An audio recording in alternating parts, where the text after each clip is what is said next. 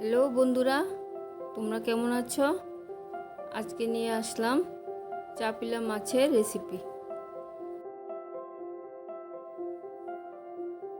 মাছগুলি আমি বাড়ি থেকে রেখেছি। সব মাছ কেটে নেব, ধুয়ে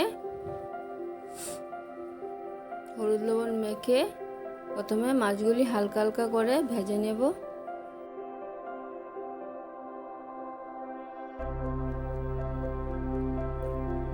অল্প অল্প করে ভাজবো, কারণ বেশি একবারে দিলে মাছগুলি ভেঙে যাবে।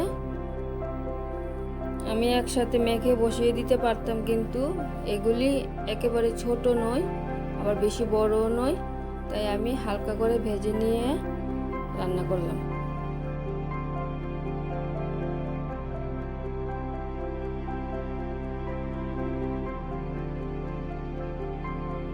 সবগুলি মাছ ভাজা হয়ে গেছে।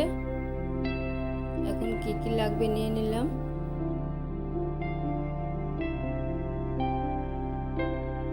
চারটি পেঁয়াজ কুচি করে কেটে নিয়েছি। 2-3টা চেরা কাঁচা লঙ্কা নিয়ে নিলাম, আর একটু পেঁয়াজ আর কাঁচা লঙ্কা পেস্ট করে নেব। আমি এটার মধ্যে কোনো মশলা অ্যাড করব না, কারণ গুঁড়া মাছের তরকারি মশলা ছাড়া খেলেই ভালো লাগে।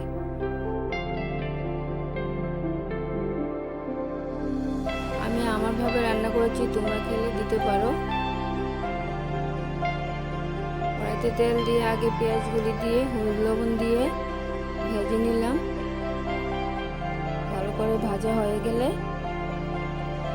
লঙ্কা ও পেঁয়াজের পেস্টটা দিয়ে ভালো করে কষিয়ে নেব।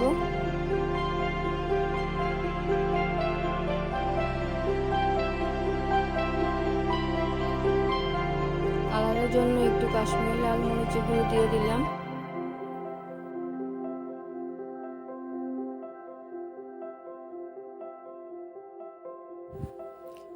ভালো করে কষিয়ে গরম জল দিয়ে দিলাম।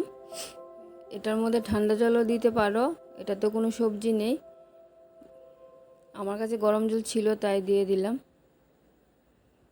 কাঁচা লঙ্কা চেরা দিয়ে দিলাম। মাছগুলি দেওয়ার পরে যদি লবণ লাগে একটু লবণ অ্যাড করে দেব।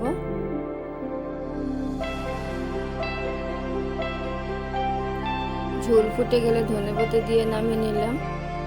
আমি একটু ঝোল বেশি রেখেছি, কারণ আমার বর ঝোল পছন্দ করে। আপনারা চাইলে আপনাদের মতন খাবেন।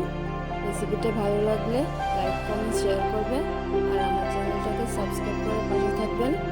ভালো থাকবেন, সুস্থ থাকবেন। দেখা হচ্ছে পরের ভিডিওতে।